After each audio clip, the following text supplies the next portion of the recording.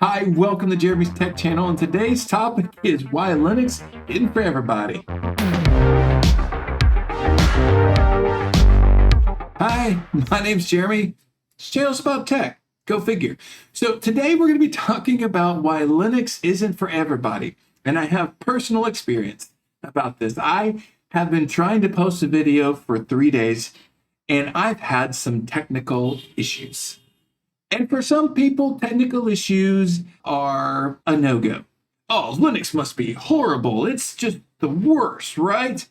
No, Linux isn't the problem. And as I walk through, you're going to realize it was mostly my fault. It does show a bigger issue. So what I want to do is kind of generally quickly walk through why Linux ain't for everybody. And then I also want to discuss and kind of share what happened to me, because it was a pretty big deal. And if you're new to Linux, you're going to have to roll up your sleeves sometimes until we get to a place where that's not the case. For the rest of us, that is the case. The reason why Linux isn't for everybody, I'm going to walk through what most people would do in the scenario that I was in. I've been having some issues with the bootloader. And if you don't know what bootloader is, it's what boots up your operating system.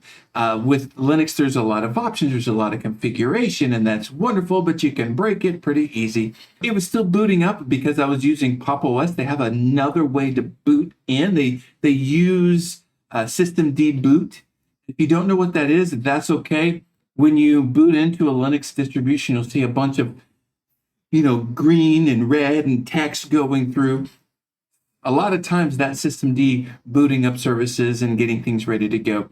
So there was a way for that process to boot your system. And with that, Pop! OS has been working, and I've just been kind of ignoring it for like a year. It came to a head and gave me a problem, which I'll walk through later. But let's say you're having booting issues as a Mac user. Let's say you're a Mac user and your computer isn't booting up. What are you going to do? You're going to sit there and you're going to go onto your phone. You're going to schedule an appointment at the Apple Store, at the Genius Bar with a genius person. Anywho, you're going to go there. You're going to take your device there. They're going to go take it to the back. They have some sort of diagnostic tools, and they're going to tell you how much it's going to cost. You're going to pay it, and you're going to move on with your day, whether it's software, hardware, whatever. If you're a Windows user, the most likely scenario for most people is you're going to take that laptop and you are going to take it to Best Buy and you're going to go to the Geek Squad and you're going to have them try to fix your computer, or you're going to go contact your nephew or your cousin or your, uncle who's tech savvy and he tells you he can fix it real easy, and you have issues. But most of the time when you get to the issue, you may decide my computer's broken, I'm going to get a new one. When I knew that wasn't the problem I was having, but that's what people typically do. If you're a Linux user, where do you go? Where do you go?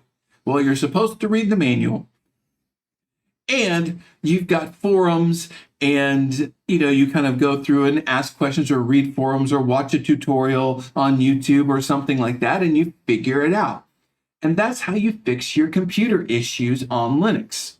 You don't have a Genius Bar. You don't have an uncle who's tech savvy, because most likely they're not running Linux. So, they might. You may have an amazing cousin who works in Linux and works in server space, and it's easy for them. You're a lucky person. I don't have that person. If those situations scare you, that you're going to have to figure it out on your own, Linux is not for you. It is not for the faint of heart sometimes. Now, with my Pop! OS system, for over a year, 0 issues. I did not have any weird quirks. I did not have any crazy things happen to me that, gave me a problem. On my Dell G15 laptop, I was able to install dozens of Linux operating systems with no problems, break things, make mistakes, all of those kinds of things. The issues that I had before was my fault.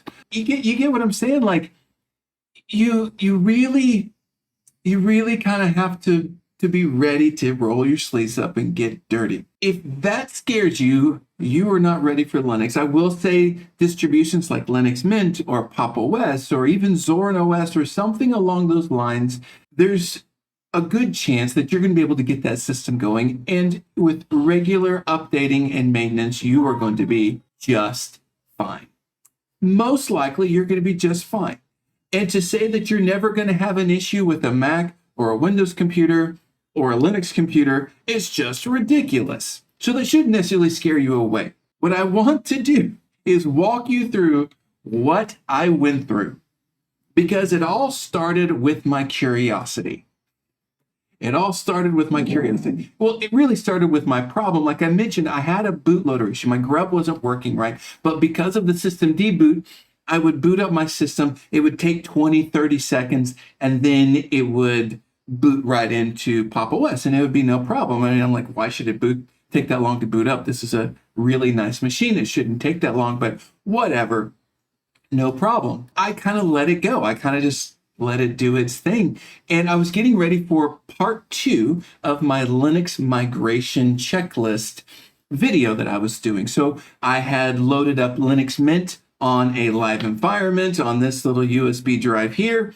And I booted up, loaded OBS on that live environment, recorded some to my external SSD drive. I'm like, man, this is great. I started digging around Linux Mint. I haven't been in Linux Mint for a while. And I see a bootloader repair tool. I decided, you know what? I'm having problems with my bootloader. I'm having problems with Grub. Maybe I should just use a simple tool like that. And if it doesn't work, it'll just use systemd and boot in anyways to Pop! OS. So what's the problem? It's not going to hurt anything. I'll be just fine. So I run the boot repair. Look, should I have read the manual about boot repair before I ran it? Yes, you should read the manual. You will hear that there is a little acronym that you will learn very quickly when you deal with other Linux people. And this is the reason why they ask you to read the manual. So I click the boot repair. It goes through all of these things, and I'm like, Linux Mint is pretty cool. I would suggest people, new people use it. I like the way, the Cinnamon desktop is, and error. It gave me an error. And I'm like, oh, it's okay. I'll just go ahead and reboot, and everything will be fine. Systemd boot will boot into Pop! OS, and we'll move on. Nope. Did not boot back in. It did not. It did not boot back in. I'm like, oh no. I just messed up my system. What am I gonna do? I did something that, I went through and was trying to figure out. I ran the boot repair a couple more times. The boot repair was giving me an error message, and it really was when you're using Grub, it puts that file in one location, and if you use systemd boot, they put the file in another location. And since Pop! OS had configured it different than Linux Mint or Ubuntu, it messed up. And I'm like, oh man. So now I can't boot into it at all. I know, I'll get my USB drive. I will put Pop! OS on it. I will pop it in. There's something, an option called refresh install, I believe is what it's called. And essentially it installs the core system, but it leaves like your home folder alone, and you'll have to reinstall some applications and things like that. So I did that. Hey, booted right into the system. Still had a 30-second boot in time when it started up the system. But I was like, man, okay, I fixed it. We're good to go. No problem. But the boot situation was nagging me and nagging me. It was nagging me because I had to figure out why. And you're like, well, why did you change? What happened? What got worse? You fixed it. Did I? I loaded back in some important programs. I had to run a couple of edits for a client on a video edit. So I got that up and going, got it running. That ran very well. And I was noticing, hey, actually, it ran smoother than it normally does. It must have, fixed some other things. We're good to go. And then I tried to set up OBS. it is having problems. And I open up another application, and I'm sure. And I started by trying to figure out, well, what's wrong? Is there a configuration file? Is there something I need to go in and adjust? What do I have? Do I need to just get to a place? And I came to a place where I needed to either wipe the system and reboot and reinstall Pop! OS from scratch, or I need to look at potentially another OS. So, I was like, you know what? I had just did Fedora 40, KDE. I'll offload and back up all my stuff onto my SSD, and I will run Fedora for a while. Let me experience that. Let me experience what that's like. It's going to be no problem. Well, guess what? It was a problem because Grub didn't want to work right. And you're like, what is it Grub's problem? This is what I think is going on. This Asus ProArt StudioBook 16, some of the BIOS control and done through a Windows application, and I don't have Windows on here. Fedora kept giving me this message on the install process, the NVRAM is locked. And I'm like, oh no. And I realized that potentially that storage space was an issue. So what I decided to do was I learned about EFI boot MGR. I went through and manually deleted all the entries, cleared up some space, rebooted. You know what? It actually booted back into the live environment really quick and easy. It didn't fix my boot back into Pop! OS. Okay, no problem. Let me go ahead and try to fully install Fedora. I try, same error, same error, same error. Then I'm like, oh, let me try to put systemd boot on Fedora. And look, there are clear instructions, but every system is different. And since my computer didn't fully install and was able to load in a boot point, there was a lot of information that I was supposed to edit that just wasn't there.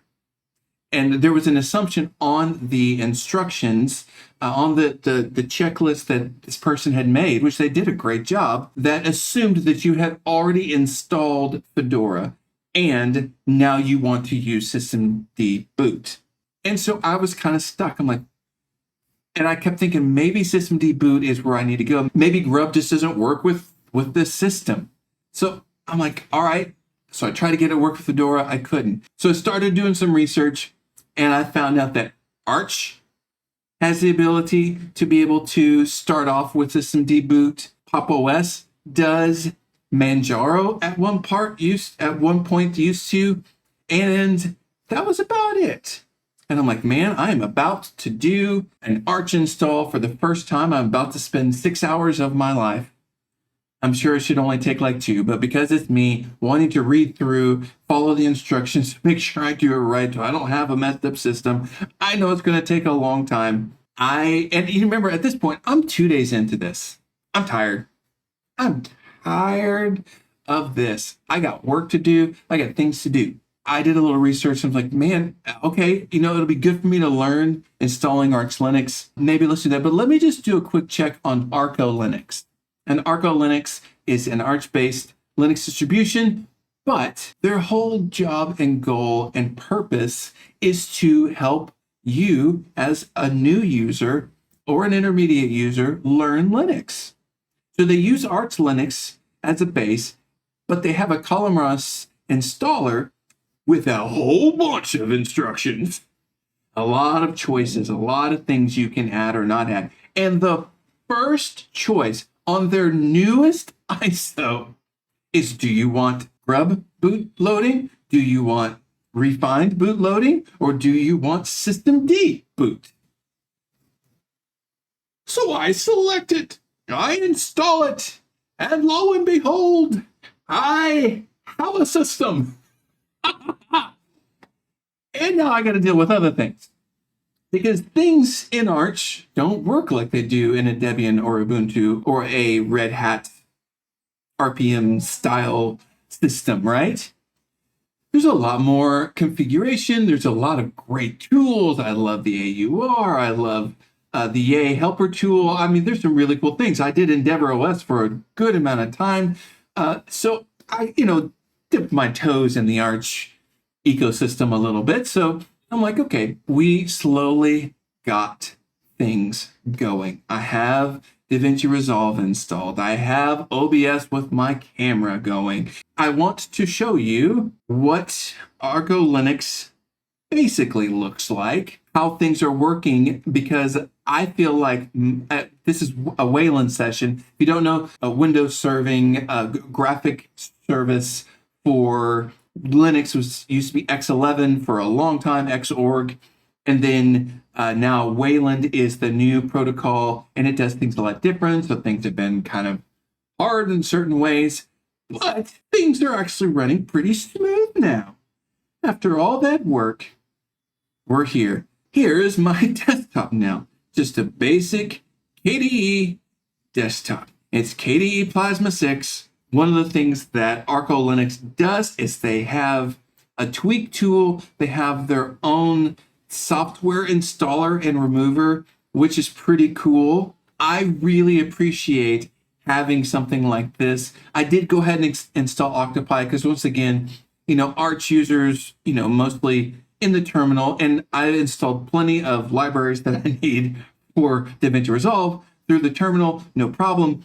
But sometimes you don't know what you're looking for. I haven't been in KDE in a while. I don't know exactly what I'm looking for. A little easier for someone who came from a Mac. Don't get mad at me, Arch users.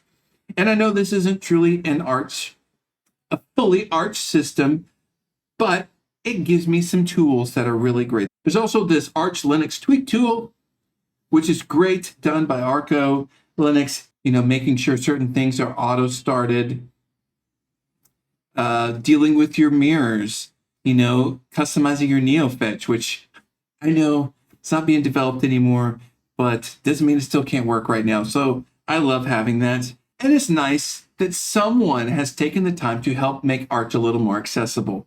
So I'm using Arch now. And, one of the things that I used to not be worried about using an Arch-based system is that there are a lot of updates. There is a lot of packages that are very new. And so sometimes you might deal with a bug or an issue. So I'm going to need to make sure I back up more. Would you have gone through what I went through to get a system to work where everything's working properly from bootloader to the end of the system? Would you have been willing to go through that? Maybe you would have, maybe you wouldn't. And if you aren't, then maybe this isn't for you. I took it as I'm learning a lot. There was a lot of things in Arco Linux that I had to do that they tried to hold my hand, but they also said, hey, guess what? These things might be in conflict, specifically Pulse Audio and Pipewire's audio server situation. And I had to work out a couple of things with that. And guess what? I had to open up the terminal. I had to open up a config file. I had to work through a couple of things. And on the other side, I have a nice system that I understand better. So I'm glad about that. Thank you, Arco Linux, for helping me out.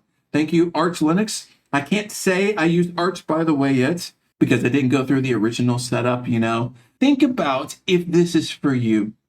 Think about if what I just told you sounded fun and exciting, and on the other side, you think you would feel better about what you went through, then Linux at this point is definitely for you. If what you just heard scared you and you weren't like, dude, I wouldn't have gone through that. I also wouldn't mess with my system like you did. Then maybe Linux isn't for you. That is okay. Now, I have a job opportunity that I think some of you might be willing to do because, as I've mentioned before, the Linux market share is growing. I wonder if some of you would be willing to deal with people, help them out with their Linux issues. You might make a buck or two. Just saying. You could set up something in your town or online or something like that and be able to support Linux users, new Linux users, and you might be able to make a couple bucks out of the deal. I don't know. Make yourself a little money on the way and support Linux and all of that stuff. Maybe it's for you, maybe it's not. Linux isn't for everybody, but it sure is for me. Let's keep doing this Linux thing, and I'll see you tomorrow.